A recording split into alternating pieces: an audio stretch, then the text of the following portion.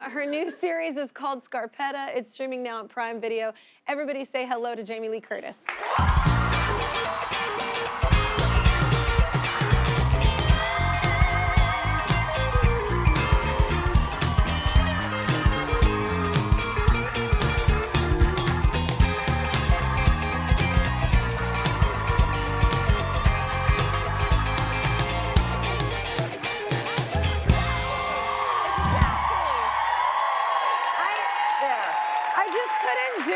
I'm doing a commercial for Dolce Gabbana shoes. No, they're very beautiful. You know, they're beautiful and they looked good on my feet, but you know what? The truth is, Mommy is barefoot. Me too. 90. Me too. I am 95% of my day I'm barefoot. Me too. And I wear black, so this is me channeling the character I play on Scarpetta, Dorothy. It is so good. It's so good. This was your idea to do the show.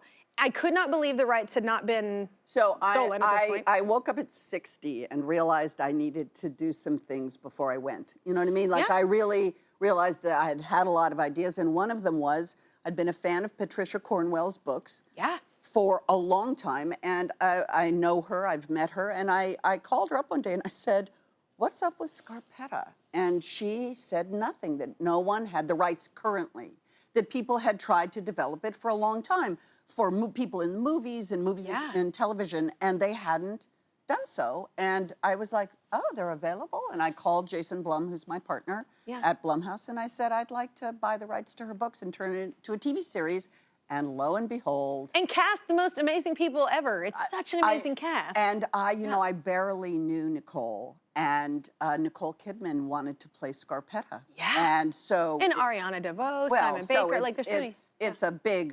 It's a big stew. And it's also in 2 timelines. So it's Scarpetta present day, which is Nicole, me as her sister Dorothy, Simon Baker as her husband, Bobby Cannavale as my husband, who's her partner, Marino, and then Ariana as my daughter. Yeah. And then there's an entire cast of young actors who play us all 30 years before. So it's 2 timelines. It's a beautiful show on Amazon. It's so well done. It's both family and a lot of good procedural crime storytelling. And a lot of like prompts for like conversations, because even like how, I mean, I don't want to spoil anything if you haven't seen it, but Ariana's character, like how she's dealing with grief. Well, and what AI is, and like all these. If you've read the books, you know, because remember, these are based on books. Yeah, so it's your fault you didn't read them. Yeah, so yeah. Ariana's character is in grief because her wife has died. Yes. And she has created, they have created an AI of her wife who she lives with. So. Like full on has conversations. No, like, lives with. Yeah. But but she's dead. So it's a sort of fascinating world that, of course, me as her mother, Dorothy, who's the, you know, I dressed like Anne Margaret on Molly. Which, nothing wrong with that. I'm having my sort of like Joey Heatherton, Anne Margaret, you know, I want to have that kind of frothy. Oh my God, the juxtaposition of you and Nicole, that y'all, you're totally different. Couldn't be more and Nicole's character, of course, is a forensic pathologist. Yeah. Kay Scarpetta, which is what the book, oh my. Check y'all out. Yes, so that was at First of all, our most beautiful Christmas card ever, red and green. That was at Dorothy's, that was at Lucy's wedding, that picture in the pink. By the way, that's what, can you go back to the picture? Okay, that's what I wear to my daughter's wedding. That's why I'm saying I had to kind of like, You know what? If I see that mom at a wedding, I'm like, she's here for a good time. You know? Anne Crabtree, who's our costume designer, she had some clothes, and that pink jumpsuit was there, and I put it on, and I was like, oh, she'll be wearing this to the wedding. She was like, I don't know. I mean, really, Jamie, the wedding? I was like, oh, yes. Yes. With all the pastels. And we danced to Dancing Queen. You have to remember, Dorothy she's a man-eater. I mean, hello. Just wild, No, I mean, it's just a beautiful part of her character. It's part of her, you know, she's has hungry. to be one of your, like, that has to be one of your most favorite characters to play, right? Very much off me, because the people that know me is I'm barefoot and I wear black. That's me. All I own is black. I wear my black aloe outfit. It's like my uniform. Right.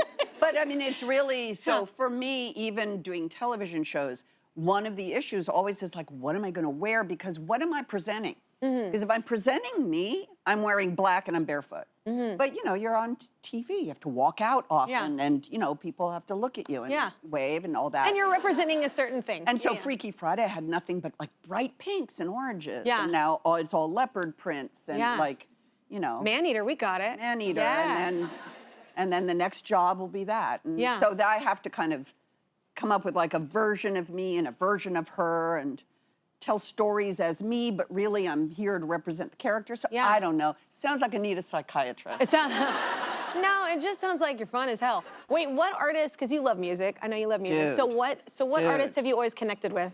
Well, I mean, that's a loaded question. You have a couple minutes, let's get into my hard... lounging pajamas. Yeah. And so, of course, born and raised Joni James. Love. Joni James. Yeah. I mean, Joni Mitchell is There's it. some Carol in there, I mean, well, Carol, but see, Carol, Joni James was mine. Carol was just before. Oh, all just three of those were before. mine, and I'm a different generation, but I just happened to find all that music at the poetry of same. those three people. Yeah. But then, of course, I also went into Ricky Lee Jones a little, and Ricky Lee Jones became like, sort of to me, like the jazz singer. She was a rebel.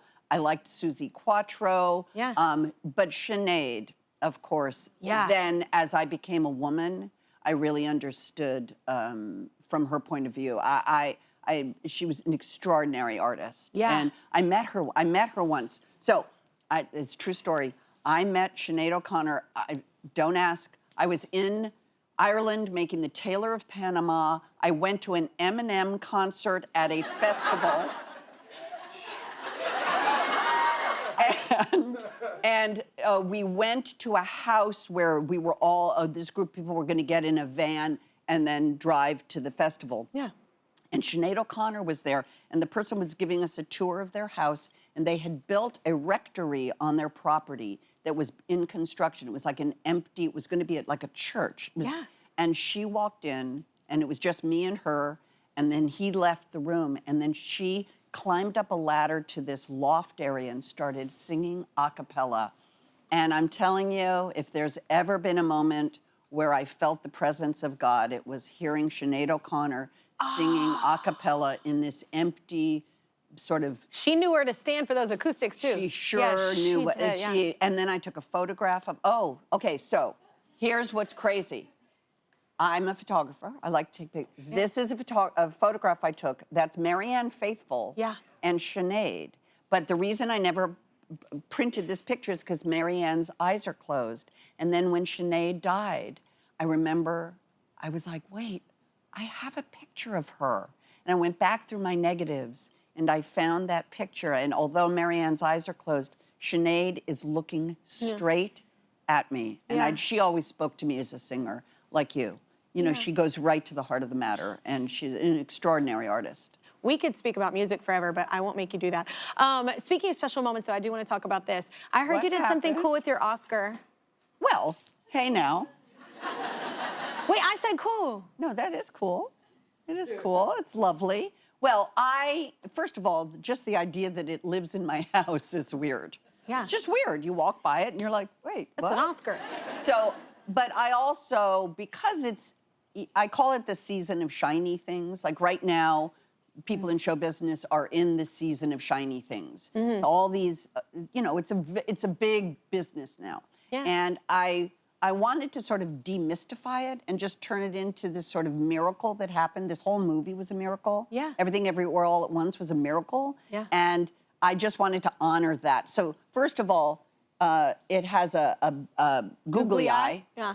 Because it would have to have a googly eye. Yeah. And also, I have a trans daughter. Yeah. And it's sort of a genderless, you know, it's given a masculine, you know, it's called form. Oscar. Yeah. But it's sort of genderless. And so I sort of put a they-them pin on it to just say, let's just leave it open for just, you know, kind of open for interpretation. Yeah. So, especially having a direct impact in your life. Yeah. What do you feel like? I feel like my kids, I mean, they're 9 and 11. They're such mirrors sometimes. Like they really make you go, wait, what? Like they teach you without even meaning to teach you. Well, what have you learned from your daughter? I was once told by someone that children are paparazzi. And that what they do is they take your picture when you're at your worst. Boy. And they put it in their mind as, oh, that's what you do. And they catch you. And then they show you in their own behavior. And then it teaches you go, you, and how did they learn that? Yeah. And then you're like, oh. Well, that's when you blame the other parent. I'm just kidding. I'm just kidding. No, it is. It's such a teaching moment. Yeah.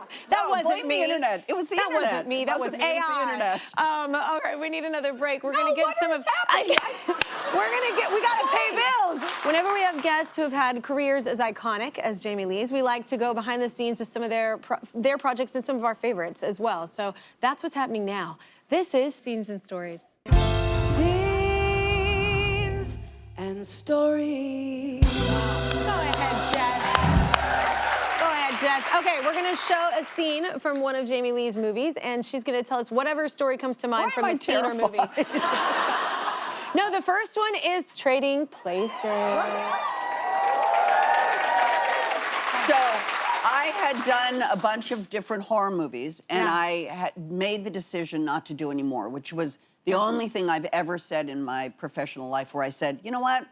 I think I need to stop this because if I continue to do this, I won't be able to do anything else. Yeah. And almost immediately, I was cast in Trading Places. It was a big Paramount comedy with Eddie Murphy, who had just come off of his first movie, and he was, really big rising star, and of course, Danny. And it was just, obviously, it was a huge, huge job for me in my young life. And it was a huge comedy, which then kind of helped me not do the other thing. Not do this and do this. Well, it helped you like spread your wings to be able to do other things. To that, which is good. I really hope they do. I hope they do a real close up. No, they won't do this. No, wait. Next, this one, oh, this is so good. This one is A Fish Called Wanda. Well, okay, so this was this fantastic job where John Cleese had seen, I think he had seen maybe Trading Places, and he wrote this part for me, and he called me in Los Angeles and said, I've written a movie. What a compliment. I know, it was crazy. Yeah. See, I thought he wanted my husband because my husband's a very talented and very funny man. And so, of course, when John Cleese calls, you think he's calling for Chris. He called and he said, I've written this movie for you, Kevin Kline, Michael Palin, and it's going to be funny. And it's this thing. And we went to England. My daughter at the time was 6 months old. I remember I cried every day because, leaving, as you know, leaving a child is hard. And it turned out to be kind of good. It's one of my favorites. It's really funny. It still holds up. It's pretty funny. Oh, my God. I mean, Kevin Kline won the Oscar. Yeah. Kevin Kline won an Oscar for that movie. We've heard of him. Yeah. Yes, I know. So wait, next up is Freaky Friday. It's so funny. You know what? On the back of that Ducati. Let me say this. We call that the Chad Michael Murray effect. Yeah. Chad Michael Murray with that hair, I'm telling you. He was the leather jacket and the motorcycle. Leather jacket. He is so, and what a sweet man. He's such a lovely, and he's so game for this. Like he totally does it. Like he's totally that guy, but he's also like deeply religious and serious family man and like so completely devoted to his family, but he also loves to like throw that hair around and kind of gleam. He has that lovely ability to do both. He's a beautiful guy. That's awesome because it can't, every set you work on or every, place you go in there, it doesn't always work. Like the chemistry with people, or it doesn't always. Freakier Friday, we had everybody back. Yeah. Mark Harmon. Which is so cool. So cool. Yeah. It was so great. All right, next, I love this one, True Lies. Well, this, come on. Yeah. I mean. That hair, I remember that hair. I wanted that hair so badly, but it is just not for my face shape, And I loved, oh my God, everything was great about this. This was another one where I got a phone call from James Cameron. Yeah. And he called me up one day and he said, hi, literally, the phone rang, was like, hello. He was like, hi, Jamie, it's James Cameron. You're like, okay. Hi, James. How are you doing? Like, it's so bizarre. And he said, listen, I've written a movie for you and Arnold Schwarzenegger, and I'd like you to read it. And I need you to know this right now because I've been doing this for 7 seasons. That's not a this is you don't get jobs how normal people get jobs. You know what? You're right. No, you're right. It's like usually it's like such a weird audition, and I'm like, you know what? Damn straight, Jamie Lee. Like that's the way to get a job. That was Susan's story. Be sure to check out Jamie Lee and Scarpetta. It's out now on Prime Video.